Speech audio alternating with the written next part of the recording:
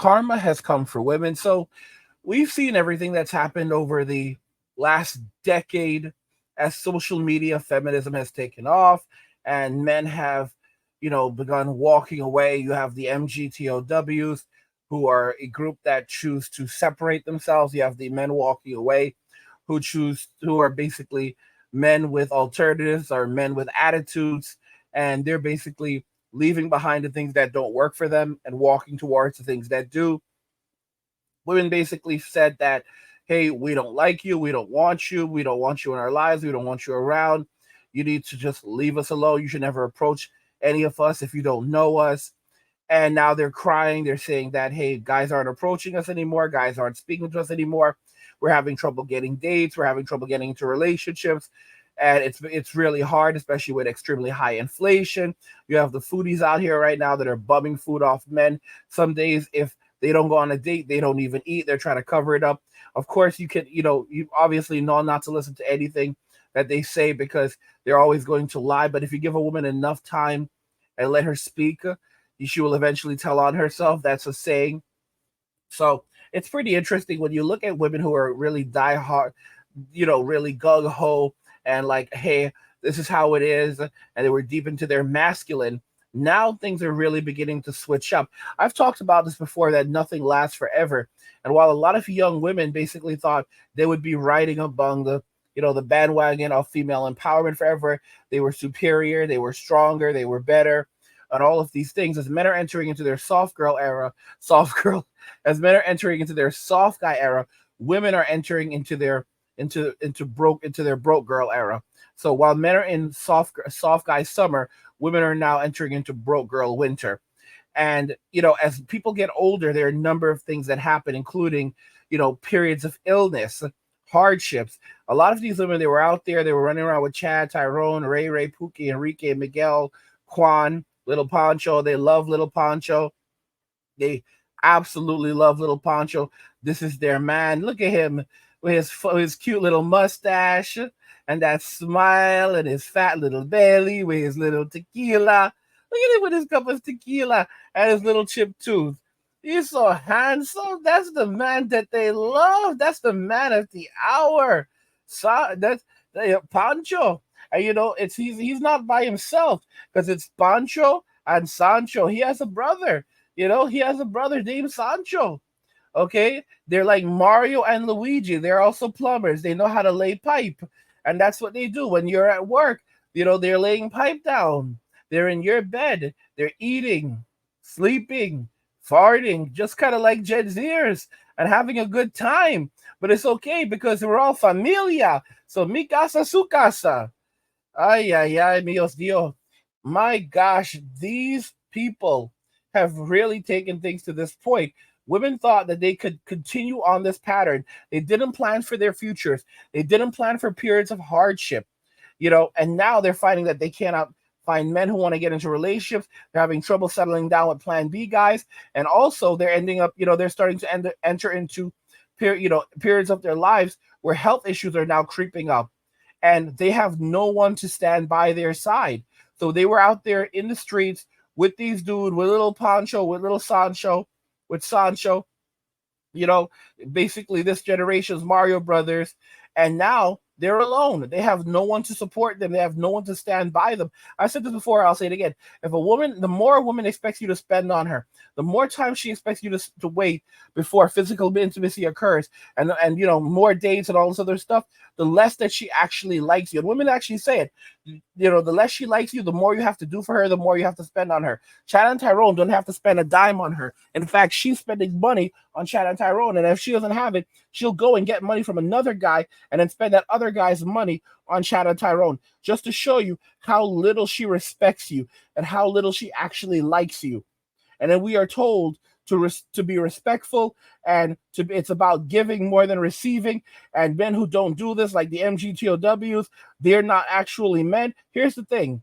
To be a woman, you simply just have to self-identify. To be a man, you have to live up to the expectations of others. That reveals the extraordinary hypocrisy. But in the end, men will always face consequences in real time, while women will always be bailed out of consequences. Well, the thing is, That's the perception, because in Western society, women have special privileges, men have special punishments, but nothing lasts forever. And as the value that women are able to provide to the state by reallocating wealth and resources to men begins to degrade as more men choose to opt out of relationships with women in Western society, their ability to be rewarded by the state for reallocating wealth and resources from men to the state diminishes, and so do their rewards. The men and the state and women, because women operate as agents of the state, just like Sims. But if women are failing to hold up their obligation, they are not partners with the state. They are at best accomplices. The state does not actually have a liking. More so, the state is just using these individuals to accomplish its means. The state does not like them any more than it likes men. Okay, it doesn't. The state does not like anyone. The state despises everyone. The only thing that the state likes is the state, the people who are behind the state, who operate the state, and who are enriching themselves, their pockets, and their lives. Olivia Munn, she's an actress, really is a D-list actress who was on Attack of the Show many years ago on the G4 network, and she was a host on there, and she was in a couple of D-list movies, and then she got a break in Hollywood. She was on, I think it was like The Newsroom or something like that, some show on HBO. She did a couple of different stints, and she played a character named Sloan on one of these shows. And then from there, she got like some guest spots in small spots in like a Marvel movie, in Iron Man. I think it was a tiny little spot. And after that, she was offered a role in X-Men, and she did X-Men. That was basically it, and she hasn't really done much ever since. She never really went anywhere. She dated Maloney, this comedian, and they had a kid together. But guess what? She recently was diagnosed with breast cancer, and then on top of breast cancer, she also had problems with her I believe it was her uterus. So she had to have her testicles removed, and then she also had to have her entire she had a hysterectomy and had pretty much everything removed as well. So her uterus, all of that stuff was removed. And she really went through a lot as a result of her diagnosis. But the thing is, this is someone who was, she had a lot of male fans, and she turned around. She also did the whole M2 thing. She M2'd a famous director who was responsible for some of the X-Men movies. He basically hasn't worked since she M2'd him. And initially she's claimed that it wasn't him, but then she said, no, it was him. And, she used to hang around movie sets. Her real name is actually Lisa. She used to hang around movie sets and, hoping to be famous. And then she turned around and did something like this. It's so funny how these people operate. And she got a little bit of fame. It went to her head. She ended up doing an interview. I think it was with Craig Ferguson a number of years ago on the Tonight Show. Was it the Tonight Show? It was one of those things. And the Late Show, one of those shows. And what ended up happening is she said something very disrespectful. We'll actually jump into it. And not only that, but her, during that leak, it was called the FAP to the ING. Her stuff actually leaked online, and she was like, oh, it's not actually me. If you look at my phone, you'll just find pictures of kittens and puppies. No, it was her. I saw him. And, she was there. She was dating this Chad, and the dude totally dropped her. But she thought she was so tough, so big, so bad. And now look at what karma is, and now she's being humbled by karma. Let's go ahead and jump into some of the videos. So we'll jump into the first video, and you're going to basically see her bad attitude and the things that she was saying initially. And then, just as a couple of years ago. And then you're going to see how she's responding after her diagnosis with cancer and what she's going through. And I'm not crying for her. Go on a date with you or kiss you or have sex with you, that all of a sudden I want to be with you forever, because I just fainted inside. The thing is that sometimes you're the girl and I'm the guy. That's just how it is sometimes. Like, I don't really want to. Sometimes I just need you to. Sometimes you just want them to be quiet. Be like, shh, stop talking so much. Look, be pretty.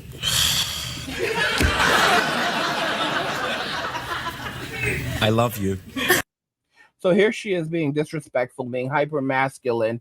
And it's funny because she doesn't remember where she came from. And she's the same person who used to joke about SA and saying that, like, you know, it's okay because you get dinner and a movie first, and ladies, you're supposed to, you know, provide physical intimacy after you get dinner and a movie. I remember her saying this on G4. She went, guys, this just shows you how hypocritical and full of crap these women with M2 are. I remember when she went to watch Superbad and she thought it was so awesome with McLovin. And guys, this girl is such a joker. All right, Lisa.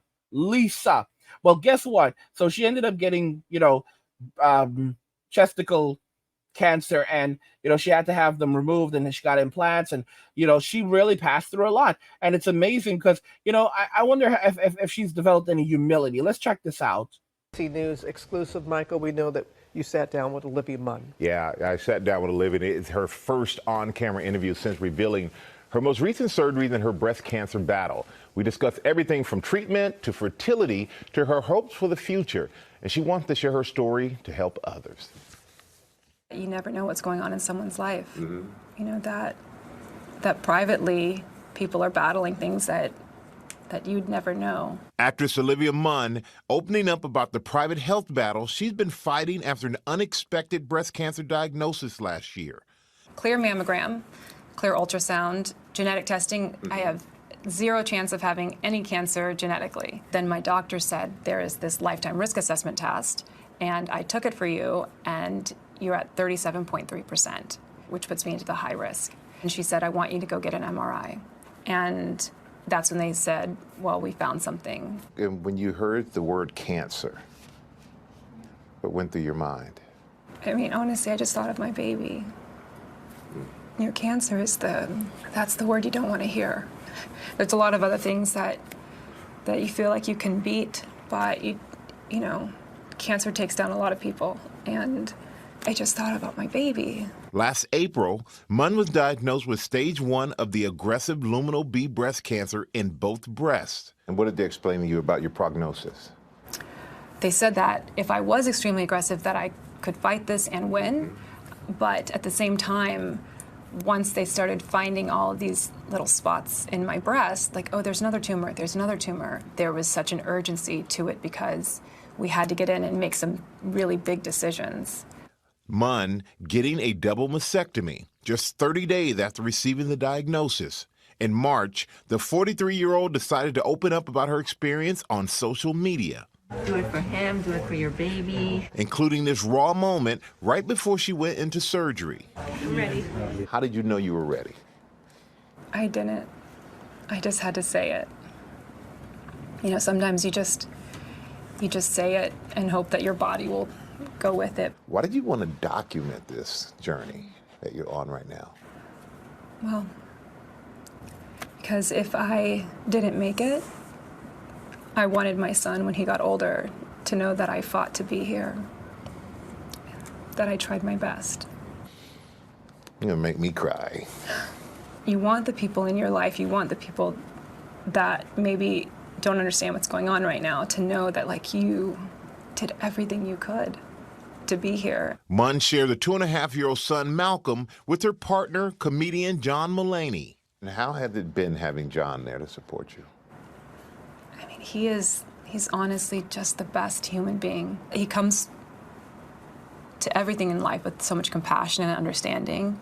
But the one problem is that he makes me laugh so much that I'm like, there's times I'm like, you have to leave the room. Well, like, this is insane. When you're with the funny man, I mean, he's a funny guy. I know. And I just say, leave the room. You have to leave.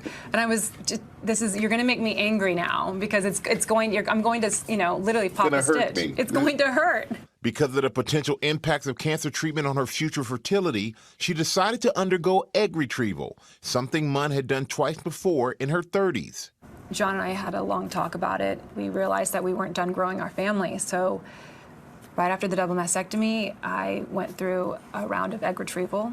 And that's a scary process because I have a cancer that feeds off of hormones. So I knew there was a risk. And our doctor said, look, we're going to get one for you, and then we're going to call it. And then our doctor called, and he said, hey, we got the results back. It's 2 healthy embryos. And we just started bawling, crying, both of us. And have you ever thought about that far ahead about what the future of your family looks like? We really just hope that it works out for us to be able to have another baby. We just want one more. I'm not going to ask for too much more in this life, I promise. I just want one more baby. Because luminal B is a hormone-positive type of breast cancer, Munn's treatment involves suppressing production of the hormones that cause it to grow, putting her body into medically induced menopause. The hormone suppression therapy is brutal, and it gave me next-level debilitating exhaustion. I was just in bed all day long. My quality of life was so minimal, and I wasn't able to be there for my baby. Did he notice a change? Yeah. I mean, whenever Malcolm would come into the home, he'd run straight to my bed because that's where he knows I am. Like, that's what he associated with me, and that was just too difficult for me to take. I had to find out if there was another option, so I opted to do the hysterectomy with the ovarectomy. And almost immediately after that, my energy just came back full force. Soon, Munn says her doctor wants her to start another drug that will stop her body from producing the cancer-growing hormones elsewhere in the body. I have been so aggressive. I did everything they told me to do. I did all the big surgeries. And now I'm saying, do I have to do this extra drug? After all the steps you've taken, why do you think that was the one thing you questioned? It's so tiring. It's so tired. These drugs are so tiring, and I know that I'm going to stay aggressive. I know I'm going to do it. I'm just surprised that I'm even asking for anything less than aggressive because, I mean, as you know, it just feels nonstop. It's so funny. So I talked about this. I said it, guys. So many women, they thought they were tough. They thought that they were on top of the world. They thought they were untouchable. They are masculine. Men need to just be quiet and look pretty, like she said earlier. And now she wants empathy. But here's the thing. When things like this happen, you don't have your girlfriends. You need to have a guy. All right. Men are loyal like dogs. That's why men and dogs get along so well. But when things, here's the thing. She wanted Chad. She wanted Tyrone, Ray, Pookie, Enrique, Quan, Miguel, and of course, Little Pancho. They love Little Pancho. And now look at where they're at. When they end up in these situations, they want a plan B guy to be there for them, to come over, to stick with them, to be their partner, to accept them after, they're no longer whole. Like, they took so much tissue from her when they did the double mastectomy that she had to have, they had to give her larger implants than she expected. And they basically show up from the side. And she said that, it's just surprising for her. And she never wanted to do this, but that's the situation she's in. She had a hysterectomy and now, a full hysterectomy to what I understand. So basically everything was removed. The uterus was removed. I think the ovaries were removed. Like everything was removed. And she still has a guy that will stay there with her and be there with her despite all of that. Yet, do you think Chad would stick around? No. Do you think Tyrone would stick around? No. Of course not. And the thing is, these women know that Chad and Tyrone are not marriageable men. So they go around, they have these relationships, they rack up body counts that would make John Wick shocked, and then they want a plan B guy to be there for them. All the while, they're still, sneaking off with Chad and Tyrone when they feel better. This is the absolute reality. Like, even look at Shannon Dowtry. She divorced her husband, to my understanding. He didn't divorce her. She divorced him. I think she claims that he cheated on her. But here's the thing. He stuck with her while, through her, for last 10 years, maybe, through her cancer. And it hasn't been going well. It 100% has not been going well for her. It's something that she's been fighting for a long time right now. And she basically is preparing for the worst. And, if you think about it, they may have not even been physically intimate all of that time. And she just expected him, and he was still there for her. He was still sticking around. He was still supporting her. But she was like, when we got married, because because I'm not able to be with you doesn't mean you can be with anyone else. And I understand the concept, but this dude is like giving up most of his life, and he's physically intimate with someone else, but he's still there sticking with her, and she's like, no, no, no, you cheated, you're gone. And it's like, what? I don't know. I really, really don't know what to say, because it's like women want husbands. They want husband wives. They want a provider and a protector, but then they also want a wife that will be basically do wifely duties. It's like they don't bring, but it makes sense because they say that they are the relationship, so they shouldn't have to bring anything to the relationship other than their presence. What do you think regarding all of this, guys? Do you agree karma has come for women? It's finally caught up to them. Let me know your thoughts, and we'll talk about it in the comments. Like the video if you like it. Don't forget to subscribe. And if you like the video, share the video. And just remember that all roads lead to MWM and walking away. And cheers.